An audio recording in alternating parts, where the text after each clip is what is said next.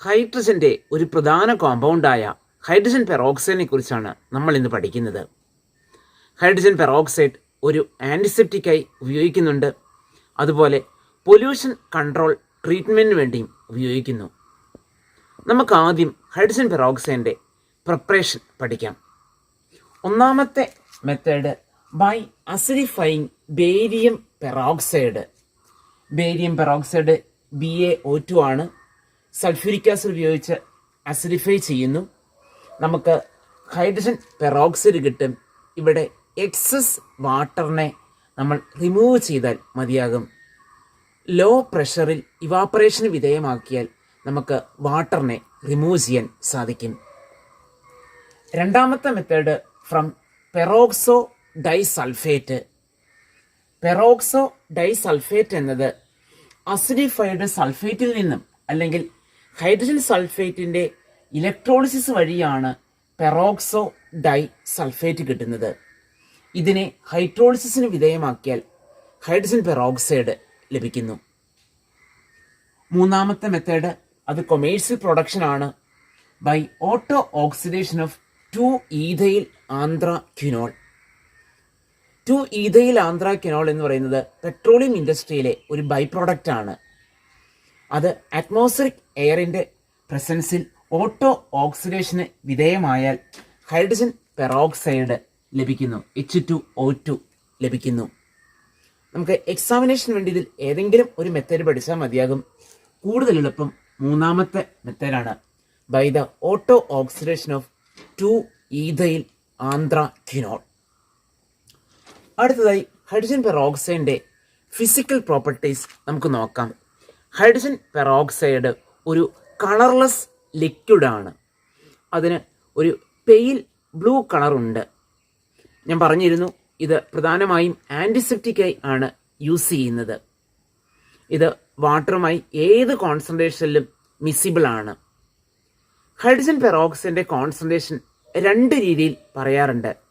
എത്ര പെർസെൻറ്റേജ് ആണ്, അതായത് 100 ml എടുക്കുമ്പോൾ അതിൽ ഹൈഡ്രജൻ പെറോക്സൈഡ് എത്ര പെർസെൻറ്റേജ് ആണ്, വാട്ടർ എത്ര പെർസെൻറ്റേജ് ആണ് എന്ന രീതിയിലാണ് കോൺസെൻട്രേഷൻ സാധാരണ പറയുന്നത്.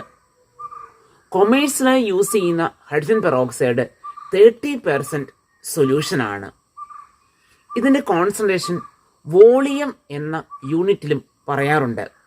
അതായത് 1 മില്ലി ഹൈഡ്രജൻ പെറോക്സൈഡ് ഡിക്കമ്പോസ് ചെയ്ത് എത്ര മില്ലി ഓക്സിജനാണ് STPയിൽ ലഭിക്കുന്നത് എന്ന അർത്ഥത്തിൽ. 30% ഹൈഡ്രജൻ പെറോക്സൈഡ് എന്നത് 100 വോളിയം ഹൈഡ്രജൻ പെറോക്സൈഡാണ്. അതിൻ്റെ അർത്ഥം STP കണ്ടീഷനിൽ 1 മില്ലി ഹൈഡ്രജൻ പെറോക്സൈഡ് ഡിക്കമ്പോസ് ചെയ്താൽ 100 ml ഓക്സിജൻ ഗ്യാസ് ലഭിക്കുന്നു എന്നാണ്. ആൻറ്റിസെപ്റ്റിക്കായി യൂസ് ചെയ്യുന്ന ഹൈഡ്രജൻ പെറോക്സൈഡ് സാധാരണ 3% സൊല്യൂഷനാണ്. 3% അഥവാ 10 വോളിയം സൊല്യൂഷനാണ് ആൻറ്റിസെപ്റ്റിക്കായി യൂസ് ചെയ്യുന്നത്. അടുത്തതായി നമ്മൾ പഠിക്കുന്നത് ഇതിൻ്റെ സ്ട്രക്ചറാണ്. എക്സാമിനേഷന് വളരെ ഇമ്പോർട്ടൻ്റ് ആണ്. ഹൈഡ്രജൻ പെറോക്സൈഡിൻ്റെ സ്ട്രക്ചർ നമ്മൾ പറയുന്നത് നോൺ പ്ലാനാർ സ്ട്രക്ചർ എന്നാണ്. ഒരു പ്ലെയിനിലല്ല ഈ മോളിക്യൂള് ഒക്കുപ്പൈ ചെയ്യുന്നത്. അതുകൊണ്ടാണ് നോൺ പ്ലാനാർ സ്ട്രക്ചർ എന്ന് പറയുന്നത്. സിമ്പിളായി നമ്മൾ വരയ്ക്കുകയാണ് എങ്കിൽ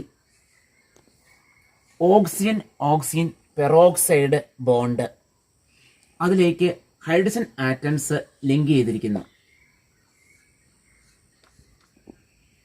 ഇവിടുത്തെ ഈ 2 OH ബോണ്ട് 2 ഡിഫറെൻ്റ് പ്ലെയിനിലാണ് കിടക്കുന്നത്. അതിനാലാണ് നോൺ പ്ലാനാർ സ്ട്രക്ചർ എന്ന് പറയുന്നത്.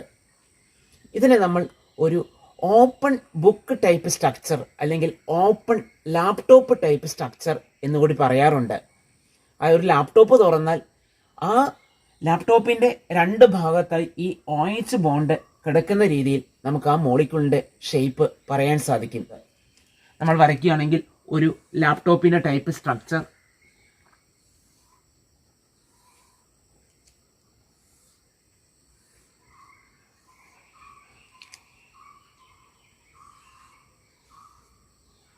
ഓക്സിജൻ ആറ്റംസ്, OH ബോണ്ട് നമുക്ക് കാണാൻ സാധിക്കും. 2 OH ബോണ്ടും 2 പ്ലെയിനിലാണ് കിടക്കുന്നത്.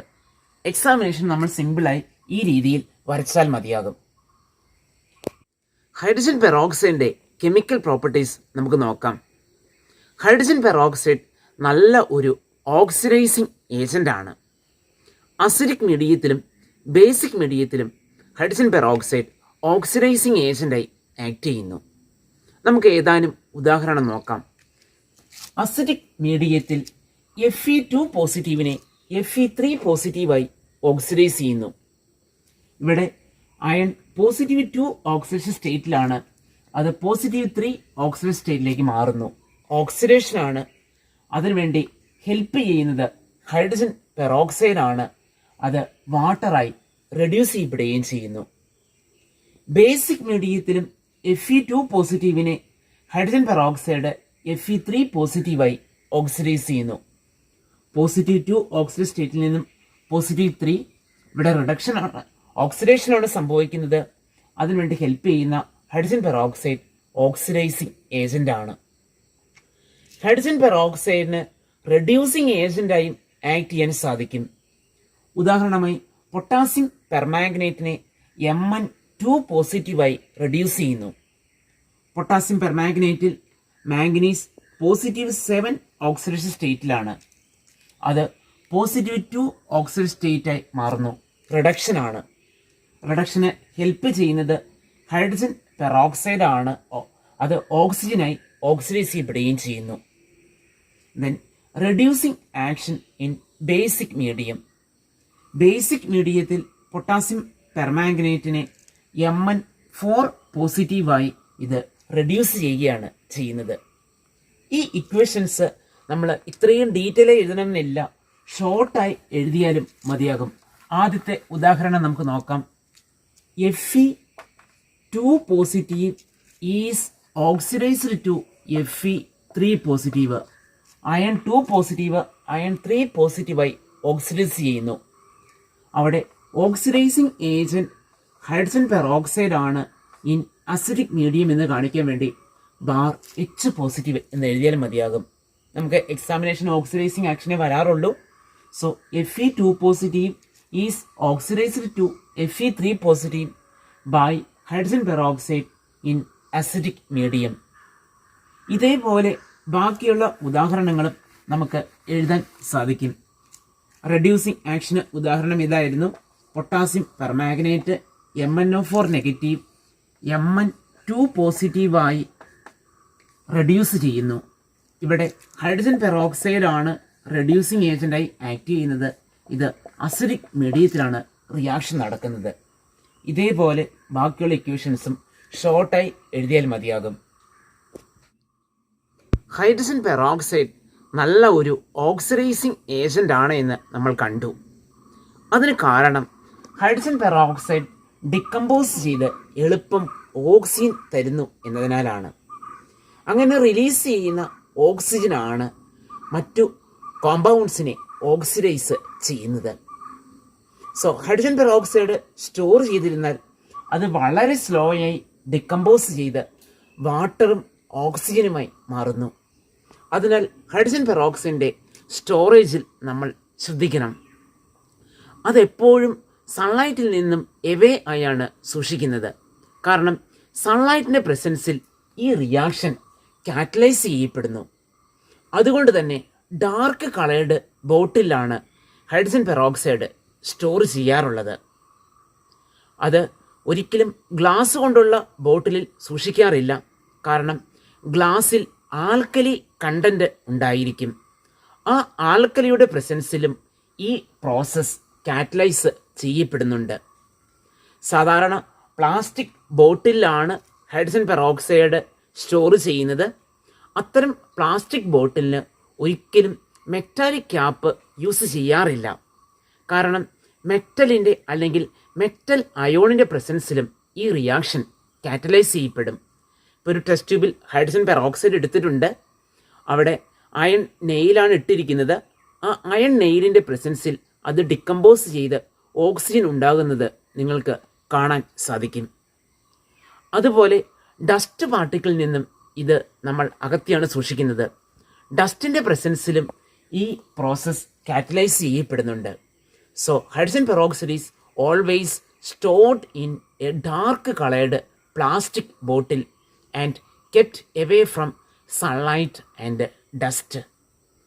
ഹൈഡ്രജൻ പെറോക്സൈഡ് ഡിക്കമ്പോസ് ചെയ്ത് പോകാതിരിക്കാനായി ഒരു സ്റ്റെബിലൈസിങ് ഏജൻ്റായി യൂറിയ ആഡ് ചെയ്യാറുണ്ട്. നമുക്ക് അടുത്തതായി ഹൈഡ്രജൻ പെറോക്സൈഡിൻ്റെ യൂസാണ് നോക്കാനുള്ളത്. നമ്മൾ കണ്ടിരുന്നു ഹൈഡ്രജൻ പെറോക്സൈഡ് നല്ല ഒരു ഓക്സിഡൈസിങ് ഏജൻ്റാണ്. അതിനാൽ ഇതൊരു ബ്ലീച്ചിങ് ഏജൻ്റായി യൂസ് ചെയ്യുന്നു. ഹെയർ ബ്ലീച്ചിങ്ങിന് യൂസ് ചെയ്യുന്ന മിക്ക കെമിക്കൽസിലെ പ്രധാന ഘടകം ഹൈഡ്രജൻ പെറോക്സൈഡ് ആണ്. അത് നമ്മുടെ ബോഡിക്ക് ഹാംഫുൾ അല്ല. അതിനാലാണ് ഹെയർ ബ്ലീച്ചിങ്ങിന് ഹൈഡ്രജൻ പെറോക്സൈഡ് ഉപയോഗിക്കുന്നത്. Cotton, wool, silk, paper pulp ഇവയെല്ലാം ബ്ലീച്ച് ചെയ്യുന്നതിന്, അതായത് നിറം മാറ്റുന്നതിന് വേണ്ടി ഹൈഡ്രജൻ പെറോക്സൈഡ് യൂസ് ചെയ്യാറുണ്ട്. ഇതൊരു ആൻറ്റിസെപ്റ്റിക്കായി യൂസ് ചെയ്യുന്നു. ആൻറ്റിസെപ്റ്റിക്കായി യൂസ് ചെയ്യുന്ന ഹൈഡ്രജൻ പെറോക്സൈഡ് അറിയപ്പെടുന്നത് പെർഹൈഡ്രോൾ എന്ന പേരിലാണ്. പെർഹൈഡ്രോൾ എന്ന പേരിലാണ് ആൻറ്റിസെപ്റ്റിക്കായി ഹൈഡ്രജൻ പെറോക്സൈഡ് യൂസ് ചെയ്യുന്നത്.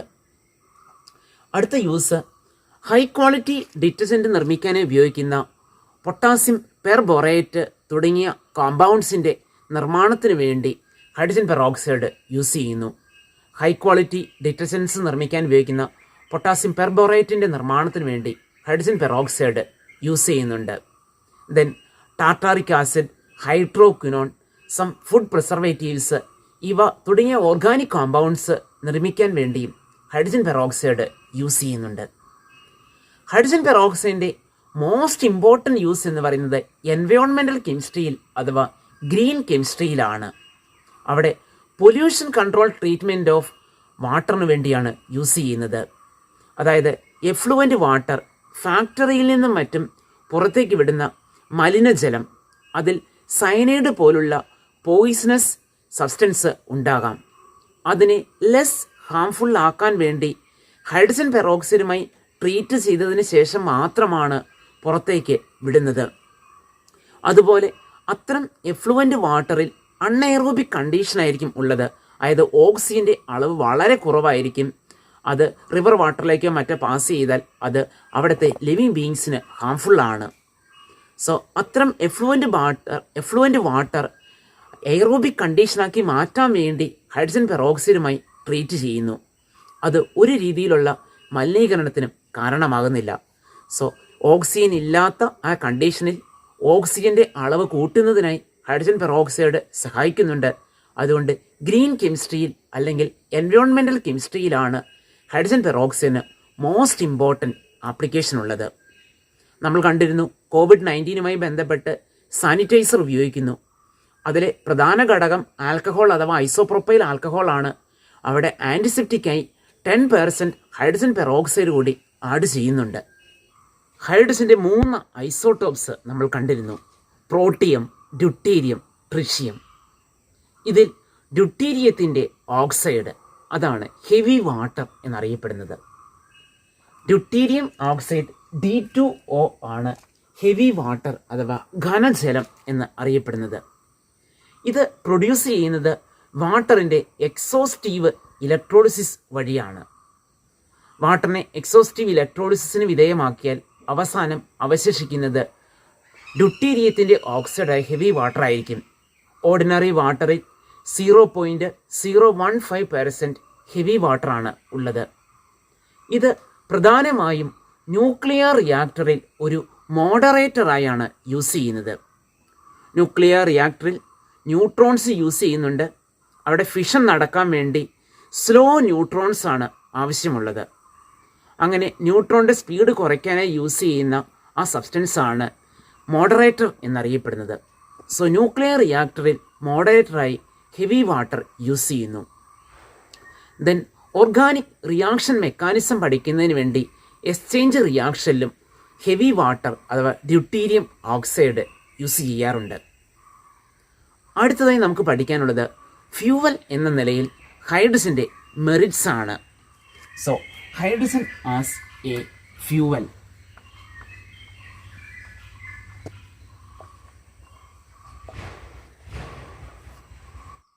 ഫ്യൂച്ചർ ഫ്യൂവൽ എന്നാണ് ഹൈഡ്രജൻ അറിയപ്പെടുന്നത്. ഭാവിയുടെ ഇന്ധനം. ഫ്യൂവൽ എന്ന നിലയിൽ ഹൈഡ്രജൻ്റെ മെറിറ്റ്സ് എന്തെല്ലാമാണെന്ന് നോക്കാം. ഹൈഡ്രജൻ്റെ കമ്പഷൻ യാതൊരു രീതിയിലുള്ള പൊല്യൂഷനും ഉണ്ടാക്കുന്നില്ല. ഹൈഡ്രജൻ എയറിൽ ബേൺ ചെയ്താൽ വാട്ടറാണ് പ്രോഡക്റ്റായി ഉണ്ടാകുന്നത്. അതേസമയം മറ്റു ഫോസിൽ ഫ്യൂവൽസ് ബേൺ ചെയ്താൽ കാർബൺ ഡയോക്സൈഡും മറ്റു പൊല്യൂട്ടിംഗ് ഗ്യാസസും ഉണ്ടാകുന്നു. സോ ഹൈഡ്രജൻ്റെ ബേണിംഗ് യാതൊരു രീതിയിലുള്ള പൊല്യൂഷനും ഉണ്ടാക്കുന്നില്ല. കലോറിഫിക് വാല്യൂവിൻ്റെ ബേസിസിൽ ഏറ്റവും ഉയർന്ന കലോറിഫിക് വാല്യൂ ഉള്ളത് ഹൈഡ്രജനാണ്. LPGയുമായി കമ്പയർ ചെയ്യുമ്പോൾ 1 കിലോഗ്രാം ഹൈഡ്രജനിൽ നിന്ന് ലഭിക്കുന്ന ആ എനർജി എന്ന് പറയുന്നത് ഹൈഡ്രജൻ മറ്റു ഫ്യൂവൽസിൻ്റെ സെവറൽ ടൈംസ് ആണ്. എങ്കിൽ പോലും ഹൈഡ്രജൻ ഫ്യൂവൽ എന്ന നിലയിൽ ചില ലിമിറ്റേഷൻസ് ഉണ്ട്. ഹൈഡ്രജൻ ഹൈലി കമ്പസ്റ്റബിൾ ആണ്.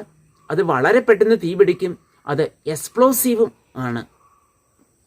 ഹൈഡ്രജനെ ഒരു ലിക്വിഡായി ആണ് നമ്മൾ സ്റ്റോർ ചെയ്യുന്നത്. ഹൈഡ്രജനെ ലിക്വിഫൈ ചെയ്യണമെങ്കിൽ ടെമ്പറേച്ചർ കാര്യമായിട്ട് ലോവർ ചെയ്യേണ്ടി വരും. നിയർലി 20 കെൽവിൻ വരെ ടെമ്പറേച്ചർ ലോവർ ചെയ്താൽ മാത്രമാണ് ഹൈഡ്രജൻ ലിക്വിഫൈ ചെയ്യപ്പെടുന്നത്. അങ്ങനെ ലിക്വിഫൈ ചെയ്ത ഹൈഡ്രജനെ സ്റ്റോർ ചെയ്യണമെങ്കിൽ സ്പെഷ്യലി ഡിസൈൻഡ് വെസൽസ് അല്ലെങ്കിൽ ടാങ്ക്സ് ആവശ്യമുണ്ട്. അത് ഓർഡിനറി LPG പോലുള്ള ഫ്യൂവൽ സ്റ്റോർ ചെയ്ത് വെക്കുന്ന ആ ടാങ്കിൻ്റെ വെയിറ്റുമായി കമ്പയർ ചെയ്യുമ്പോൾ പല മടങ്ങാണ്. സോ ഹൈഡ്രജൻ്റെ ഫ്യൂവൽ എന്ന നിലയിലുള്ള ലിമിറ്റേഷൻസ് നമ്മൾ കണ്ടു. അത് സ്റ്റോർ ചെയ്യാൻ വളരെ ഉയർന്ന വെയിറ്റുള്ള ടാങ്ക് ആവശ്യമുണ്ട്. അതുപോലെ അതിനെ ലിക്വിഫൈ ചെയ്യണമെങ്കിൽ ടെമ്പറേച്ചർ കാര്യമായിട്ട് ലോവർ ചെയ്യേണ്ടി വരും. ഇപ്പോൾ കണ്ടുപിടിച്ച ഏതാനും അലോയ്സ്, സ്പെഷ്യൽ ടൈപ്പ് അലോയ്സ് ഉപയോഗിച്ച് നമുക്ക് ഹൈഡ്രജനെ സ്റ്റോർ ചെയ്യാൻ സാധിക്കും. ഇന്ത്യയിൽ പരീക്ഷണാടിസ്ഥാനത്തിൽ ഹൈഡ്രജൻ ഒരു ഫ്യൂവലായി വാഹനങ്ങളിൽ യൂസ് ചെയ്യുന്നുണ്ട്. ചില ഡീമെറിറ്റ്സ് ഉണ്ടെങ്കിൽ പോലും ഹൈഡ്രജൻ ഏറ്റവും നല്ല ഫ്യൂവലാണ്. ഇതുമായി ബന്ധപ്പെട്ടാണ് നമ്മൾ ഹൈഡ്രജൻ എക്കണോമി എന്ന ടേം പറയുന്നത്.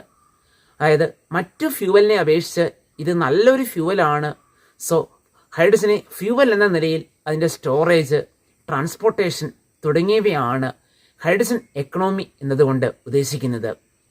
ഉടനെ തന്നെ അല്ലെങ്കിൽ നിയർ ബൈ ഫ്യൂച്ചറിൽ നമുക്ക് ഹൈഡ്രജനെ ഒരു നല്ല ഇന്ധനമായി ഉപയോഗിക്കാൻ സാധിക്കുമെന്ന് പ്രതീക്ഷിക്കാം.